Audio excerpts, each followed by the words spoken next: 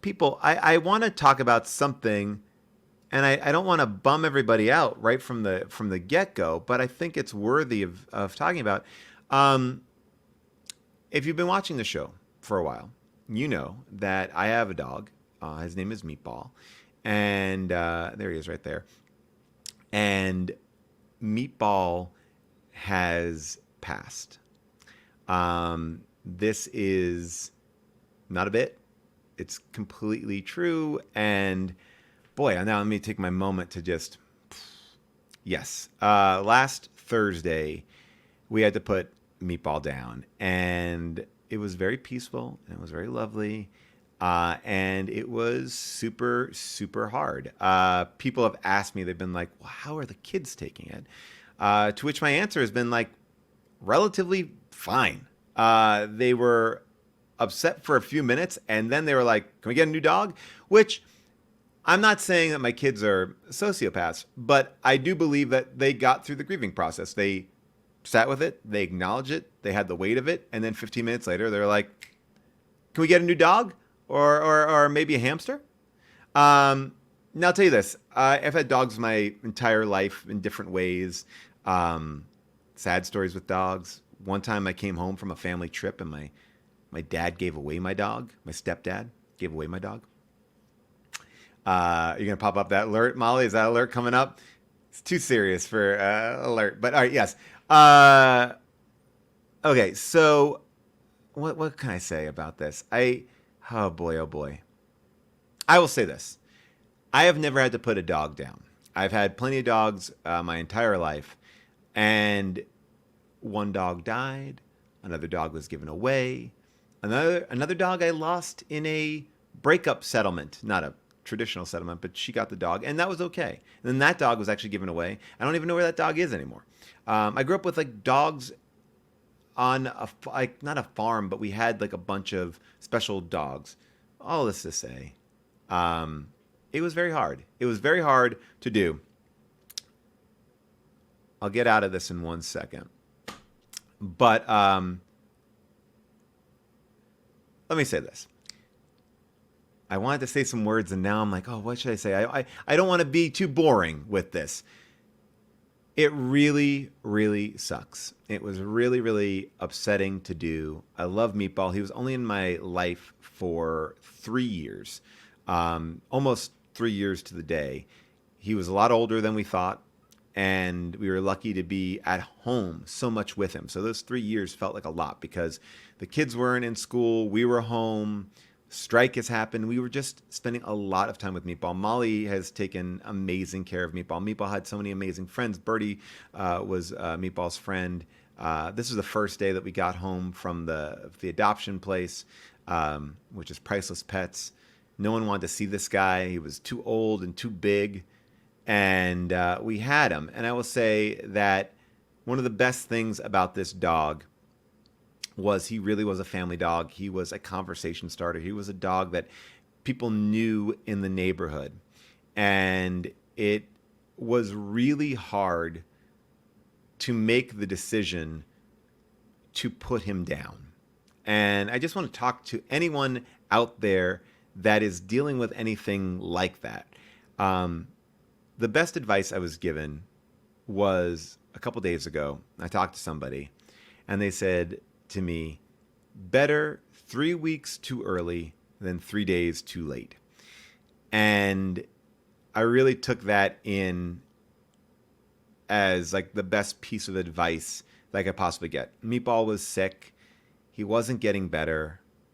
Since October of last year, we were talking about what the end game might be, because it just felt like he wasn't getting better. He was getting worse. And it was amazing to see that not this. And it was amazing to see. I'll put this one back. It was amazing to see that once we did put him down, how sick he actually was. Like, you didn't realize it until like you had some distance. You started looking at pictures, and like, oh my gosh, he really was not up to his full self. But we put him down at the house. We had the kids around for part of it, and the people were absolutely amazing that we had. And it sucks. But I do feel like we did him a service, and the fact that he went down so easily was something that was uh, like almost like an extra sign to us. I mean, I barely felt like he had 70% of that medicine before his heart just stopped. June is doing. Look, June and I think have highs and lows, but it's great to see everybody here. Like, let's see. I will say this. Yeah, June and I took it badly. I mean, there's no doubt about it. We were 100% depressed, and it was really just it just sucks. And I think the thing about Meatball that's hard to describe, and I'm sure everyone feels this way, is like he felt like a fixture of our house. Not like a fixture in our house, but he felt like he was a part of the house, like a chair or a couch or something like that. And so I think that's the hardest thing is like when you're around, or even right now when I'm doing this, he would normally be at my feet, breathing so heavily that I'd want him out of here. But he's not. And I think that's when we miss him the most. So it was only 3 years, but we made a bunch of great memories with this guy. And I'm just thankful for everybody who has sent me so many nice things. People raised some money for a local shelter that was through the deep dive. People have been absolutely amazing in reaching out and talking to me about this. It was amazing to kind of see the community build up around just the sympathy or the empathy that people have with this. So anyway, R.I.P. Sergeant Meatball. Pour one out, but I won't pour one out because I have wood floors and it would be a mess, and it's like just water anyway, so it's not going to really work. But that is that. I will tell you one funny story of Meatball, and then we'll get out of this Meatball moment. The best story of Meatball was when, during the pandemic, we decided as a family we were going to go take a drive. Just take a drive and go somewhere for a period of time. And we drove north. We went to Oregon, and we wound up on this horse farm.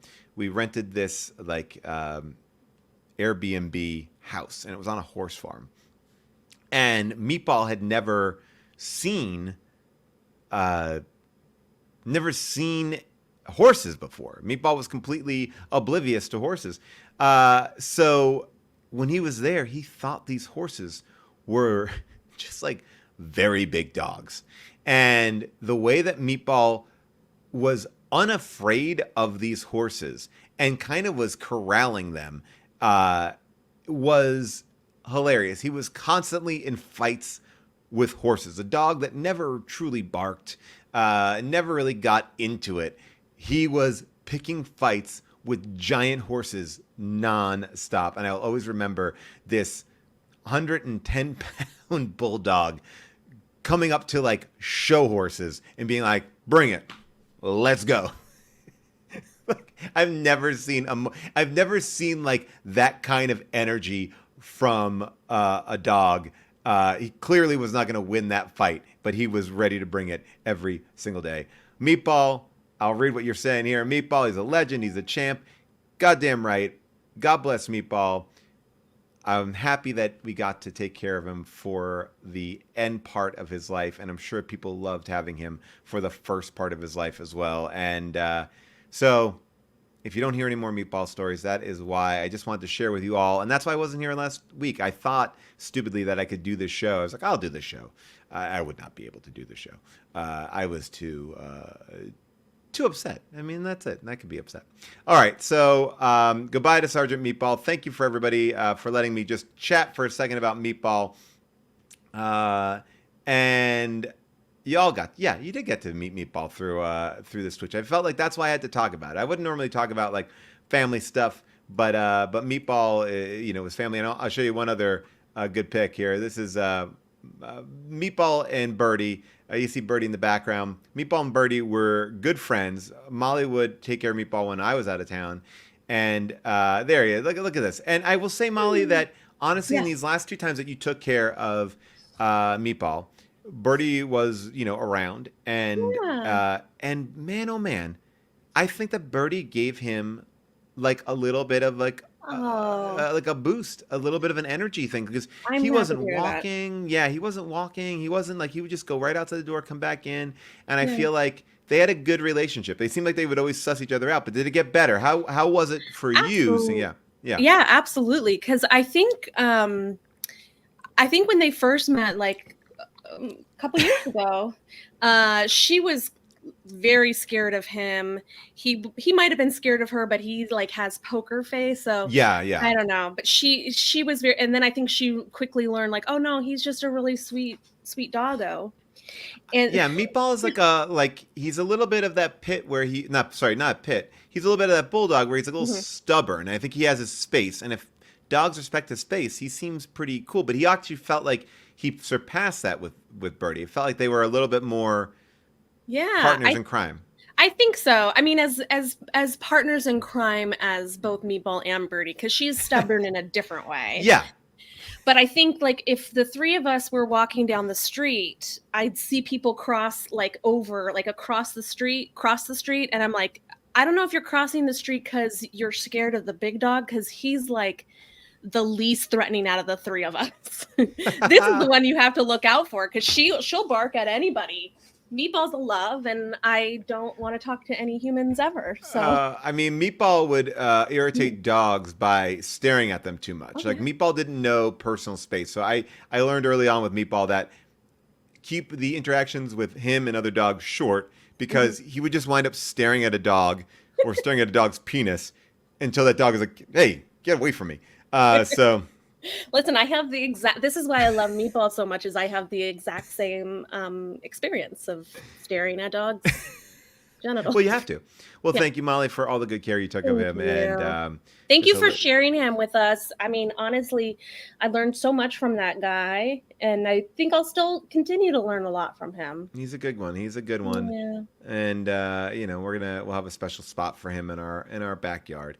Oh, But yeah, oh my gosh, and that, whew, talking about that stuff, that's rough. That's rough. You're dealing with all this stuff, and all you have to, obviously, whenever you have to do it, it's amazing the business behind death of any kind, and then it's like, oh boy, I'm writing checks, I'm crying, I'm doing all this sort of stuff. oh yeah. I mean, Yeah, and I think, I mean, regardless of like having to make final arrangements for anybody, be it a family member or a pet, is just, I don't know. I think the pet industry is the fastest growing industry in this nation, and I wow. think that it's billions and billions of dollars. They know how important to us our dogs are, and they're gonna charge a lot for Oh the yeah, death Meatball over the industry. course of the 3 years cost us at least a small compact car. Yeah. New, not used. New.